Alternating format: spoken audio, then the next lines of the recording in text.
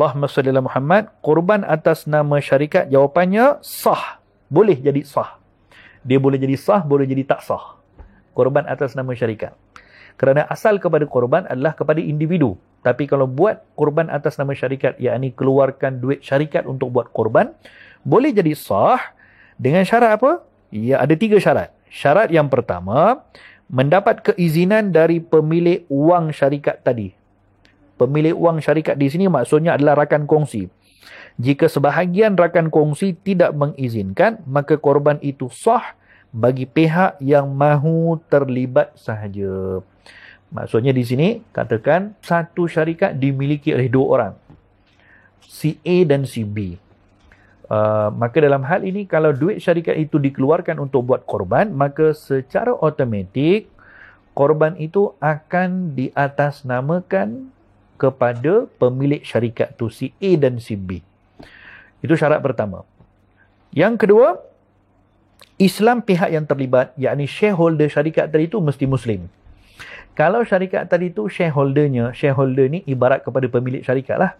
Kalau shareholder syarikat tadi ada orang Islam, ada orang bukan Islam, tetap juga sah kalau duit yang dikeluarkan oleh syarikat tadi untuk sembelih seekor lembu contohnya, kalau dinilaikan lembu tadi tu, katakan lembu tadi tu RM5,000 satu ekor lembu. RM5,000, kalaulah RM5,000 tu boleh boleh menjadi hak kepada shareholder yang Muslim, maka jadi sah. Tapi kalau shareholder tu maksudnya nilai dia punya pegangan saham dalam syarikat tadi tu tak sampai RM5,000, di situ masalah. Jadi syarat yang ketiga pula, kalau buat korban atas nama atas nama syarikat, wang tersebut mencukupi harga binatang korban mengikut bilangan pihak yang terlibat. Jadi katakan korban seekor lembu nak dibahagikan kepada 7 orang contoh. Harganya RM5,000 contoh. Shareholder company tu ada berapa orang? Katakan ada 7 orang. Maka dalam hal ini 7 orang shareholder sudah menjadi satu ekor lembu boleh memilikkan kepada 7 orang. Tapi katakan satu company nak buat korban. Satu syarikat nak buat korban atas guna duit syarikat, tapi duit yang dikeluarkan daripada shareholder yang mengizinkan untuk buat korban tak cukup untuk beli seekor kambing atau lembu, maka di situ ada masalah. Jadi secara kesimpulan, kalau pakai duit syarikat, ada beberapa hal yang perlu diambil perhatian. Yang pertama, siapa shareholdernya? Duit yang dikeluarkan adakah mencukupi dengan saham shareholder tadi? Dan mestilah orang Islam punya bahagian share. Barulah akan menjadi sah. Katakan ada satu syarikat non-Muslim. Contoh ada satu syarikat non-Muslim datang bagi seekor lembu kepada masjid untuk buat korban.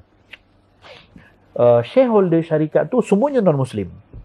So, boleh tak masjid terima untuk buat korban? Sebenarnya boleh. Dengan cara macam mana?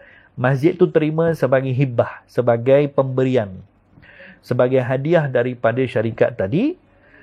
Kemudian masjid akan mengatasnamakan binatang tadi kepada siapa-siapa yang ada. Lalu orang-orang yang diatasnamakan, dia yang akan buat korban. Dia yang akan berniat. Baru sah. Okey, ada soalan daripada Facebook. Daripada YouTube. Setelah melakukan korban, sekiranya ada duit lebihan dari perbelanjaan korban itu, adakah duit itu boleh disedekahkan kepada fakir miskin atau anak yatim? Kalau itu kembali kepada orang yang memberikan duit tadi, apa dia punya persetujuan. Katakan pihak masjid mendapatkan duit daripada 7 orang untuk beli seekor lembu. Pihak penganjur perlu memberitahu kepada peserta korban bahawa bayaran ini adalah termasuk daripada pengurusan. Yang ini of course lah kena ada lebih. Dia tak boleh buat cukup-cukup. Nanti nak beli barang-barang lagi, nak buat itu, buat ini. Jadi kalaulah peserta korban memberikan izin kepada pengurusan untuk menggunakan sepenuhnya duit korban tadi, seperti mana bijaksananya pengurusan korban, maka dalam hal ini pengurusan korban tadi berhak untuk menggunakan duit itu, sama ada nak sedekah kepada fakir miskin, nak sedekah kepada madrasah tahfiz atau sebagainya. Sebagai contoh, macam saya menganjurkan korban di Kashmir di India. Harga yang ditawarkan RM350 satu bahagian lembu, RM570 seekor kambing, termasuk kos pengurusan.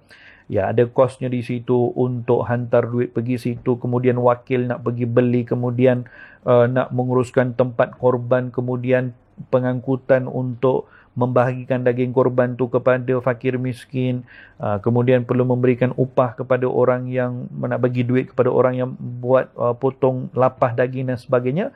So harga yang ditawarkan itu perlu diberitahu kepada peserta korban kalau harga ini adalah termasuk pengurusan. So kalau peserta korban tadi memberikan duit dengan mereka reda duitnya sekaligus untuk diuruskan oleh pengurusan korban, kalau ada baki, maka di situ tidak ada masalah untuk disedekahkan kepada fakir miskin atau anak yatim.